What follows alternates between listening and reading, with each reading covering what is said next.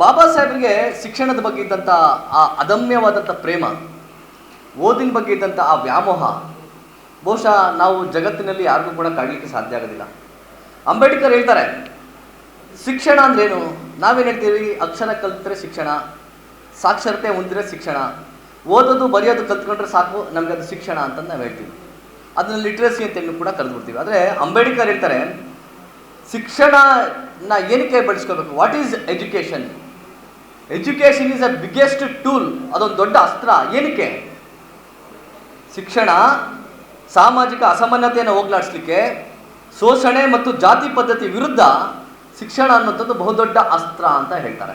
ಶಿಕ್ಷಣಕ್ಕೆ ಮೊದಲನೇ ಆದ್ಯತೆಯನ್ನು ಯಾಕೆ ಕೊಡ್ತಾರೆ ಅಂತಂದರೆ, ಅವ್ರಿಗೆ ಶಿಕ್ಷಣದ ಮಹತ್ವ ಎಷ್ಟು ಮಟ್ಟಿಗೆ ಗೊತ್ತಿತ್ತು ಅಂದರೆ, ಶಿಕ್ಷಣವನ್ನು ಅವರು ಹುಲಿಯ ಹಾಲಿಗೆ ಹೋಲಿಸ್ತಾರೆ.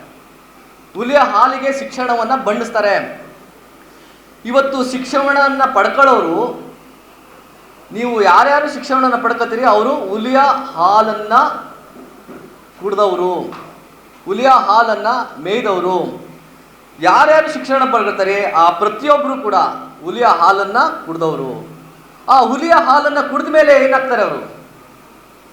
ಹುಲಿಯ ಹಾಲನ್ನು ಕುಡ್ದಂಥ, ಹುಲಿಯ ಹಾಲನ್ನು ದಕ್ಕಿಸಿಕೊಳ್ಳುವಂಥ, ಹುಲಿಯ ಹಾಲನ್ನು ಮೇವಾಗಿ ಪಡ್ಕೊಂಡಂಥ ಜನ, ಅದು ಯಾರಾದರೂ ಆಗಿರಲಿ, ಅವರು ಗರ್ಜಿಸಲೇಬೇಕು ಅಂತ ಹೇಳ್ತಾರೆ ಅಲ್ವಾ? ಹುಲಿಯ ಹಾಲನ್ನು ಕುಡಿದವರು ಗರ್ಜಿಸಲೇಬೇಕು ಅಂತಾರೆ. ಆ ಗರ್ಜನೆ ಯಾವುದರ ವಿರುದ್ಧ ಇರಬೇಕು ಅಂತ ಹೇಳ್ತಾರೆ? ಗರ್ಜನೆ ನಿಮ್ಮ ಹಕ್ಕುಗಳಿಗಾಗಿ ನೀವು ಗರ್ಜಿಸಲೇಬೇಕು. ಈ ದೇಶದಲ್ಲಿ ಹುಟ್ಟುವಂಥ ಪ್ರತಿಯೊಬ್ಬ ನಾಗರಿಕನಿಗೆ ಸಂವಿಧಾನಾತ್ಮಕವಾಗಿ, ನೈಸರ್ಗಿಕದತ್ತವಾಗಿ ದಕ್ಕಬೇಕಾದಂಥ, ಸಿಗಬೇಕಾದಂಥ ಎಲ್ಲ ಹಕ್ಕುಗಳಿಗಾಗಿ ನೀವು ಧ್ವನಿಯನ್ನು ಎತ್ತಬೇಕು ಅಂತಂದರೆ ನೀವು ಶಿಕ್ಷಣ ಅನ್ನುವಂತಹ ಹುಲಿಯ ಹಾಲನ್ನು ನೀವು ಕುಡಿಬೇಕು. ಆಗ ನೀವು ಸಹಜವಾಗಿ ಗರ್ಜಿಸಲಿಕ್ಕೆ ಆರಂಭ ಮಾಡ್ತೀರಿ ಅನ್ನೋ ಮಾತನ್ನು ಹೇಳ್ತಾರೆ. ಅಂಬೇಡ್ಕರ್ ಶಿಕ್ಷಣಕ್ಕೆ ಇನ್ನಷ್ಟು ಮಹತ್ವ ಕೊಟ್ಟರು ಅಂದರೆ, ಸಂವಿಧಾನದಲ್ಲಿ ಶಿಕ್ಷಣ ಅನ್ನುವಂಥದ್ದು ಒಂದು ಮೂಲಭೂತ ಹಕ್ಕು ಅಂತ ಹೇಳಿ ಪ್ರತಿಪಾದಿಸ್ತಾರೆ, ಅದನ್ನು ದಾಖಲಿಸ್ತಾರೆ. ಮೂಲಭೂತ ಹಕ್ಕು ಅಂದ್ರೆ ಏನು? Basic fundamental right. Basic fundamental right ಅಂದ್ರೆ ಏನು?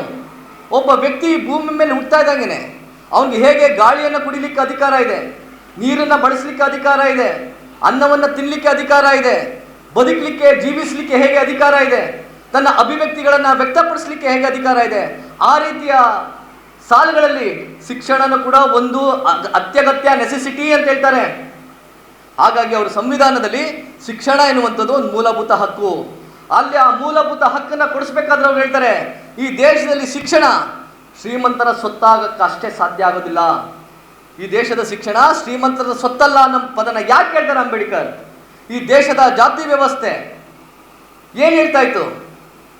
ಇವತ್ತು ಈ ದೇಶದ ಶ್ರೇಣೀಕೃತ ವ್ಯವಸ್ಥೆ ಏನು ಹೇಳ್ತಾ ಇತ್ತು?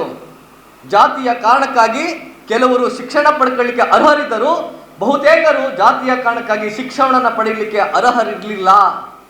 ಯಾವ ಜಾತಿಯ ಪರಂಪರೆ ಕೆಲವು ವರ್ಗಗಳನ್ನು ಜಾತಿಯ ಕಾರಣಕ್ಕಾಗಿ ಅಕ್ಷರ, ಅನ್ನ, ಅವಕಾಶ, ಅಧಿಕಾರಗಳಿಂದ ವಂಚನೆ ಮಾಡಿತ್ತು, ಆ ನೋವನ್ನು ಏನು ಅಂಬೇಡ್ಕರ್ ಅನುಭವಿಸಿದ್ರು, ಶಾಲೆಗೆ ಸೇರ್ಕೊಳ್ಳಿಕ್ಕೆ ಅವ್ರು ಪಟ್ಟಂಥ ಶ್ರಮ, ಶಾಲೆಗೆ ಹೋದ ನಂತರದಲ್ಲಿ ಅವ್ರನ್ನ ಒಂದು ಮೂಲೆಯಲ್ಲಿ ಗೋಣಿ ಚೀಲದಲ್ಲಿ ಕೂರಿಸಿದಂಥ ಈ ಜಾತಿ ವ್ಯವಸ್ಥೆ, ಅವರು ಬೋರ್ಡ್ ಮೇಲೆ ಬರಲಿಕ್ಕೆ ಬಂದಂಥ ಸಂದರ್ಭದಲ್ಲಿ ಅವರು ನೆರಳು ತಿನ್ನುವ ಆಹಾರದ ಮೇಲೆ ಬೀಳ್ತದೆ ಅಂತೇಳಿ ಮಕ್ಕಳು ಆ ಬುಟ್ಟಿಗಳನ್ನ, ಆಹಾರದ ಬುಟ್ಟಿಗಳನ್ನ ಎತ್ಕೊಂಡೋಗಿ ಮಾಡಿದಂಥ ಅವಮಾನ, ದಾಹ ಆಗಿ ನೀರು ಕುಡಿಬೇಕು ಅಂತಂದ್ರೂ ಕೂಡ ಬೇರೆ ಮಕ್ಕಳು ಸ್ವತಂತ್ರವಾಗಿ ತಗೊಂಡ್ಕೊಂಡೋಗಿ ನೀರು ಕುಡಿಯೋ ಹಕ್ಕಿತ್ತು.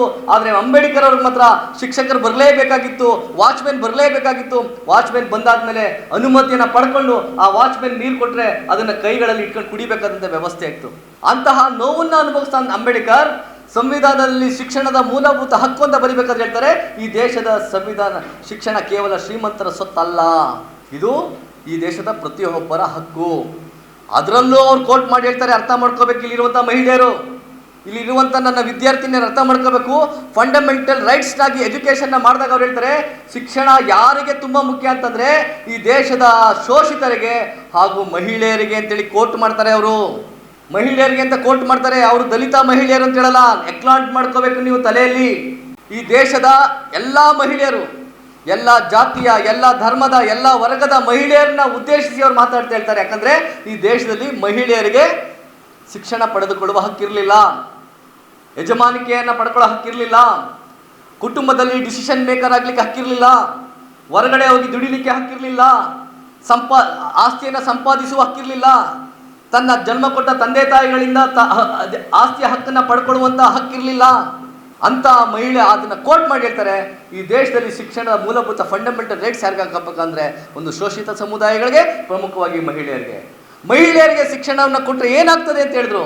ಮಹಿಳೆಯರಿಗೆ ಶಿಕ್ಷಣವನ್ನು ಕೊಟ್ಟರೆ ಇಡೀ ಕುಟುಂಬ ಸುಶಿಕ್ಷಿತ ಕುಟುಂಬ ಆಗ್ತದೆ. ಒಂದು ಕುಟುಂಬ ಸುಶಿಕ್ಷಿತ ಕುಟುಂಬ ಆದರೆ ಆ ಬಡಾವಣೆ ಸುಶಿಕ್ಷಿತ ಕುಟುಂಬ ಆಗ್ತದೆ. ಆ ಬಡಾವಣೆ ಸುಶಿಕ್ಷಿತ ಬಡಾವಣೆ ಆದರೆ ಒಂದು ಅವರ ಇಡೀ ಪರಿಸರ ಸುಶಿಕ್ಷಿತವಾಗುತ್ತೆ, ಇಡೀ ಸಮಾಜ ಆಗುತ್ತೆ, ಇಡೀ ಸಮಾಜ ಆದರೆ ದೇಶ ಆಗುತ್ತೆ ಅನ್ನೋ ಕಲ್ಪನೆಯಲ್ಲಿ ಮಹಿಳೆಯರಿಗೆ ಮೂಲಭೂತ ಶಿಕ್ಷಣ ಸಿಗಲೇಬೇಕು ಅನ್ನೋ ಮಾತನ್ನು ಅಂಬೇಡ್ಕರ್ ಹೇಳ್ತಾರೆ.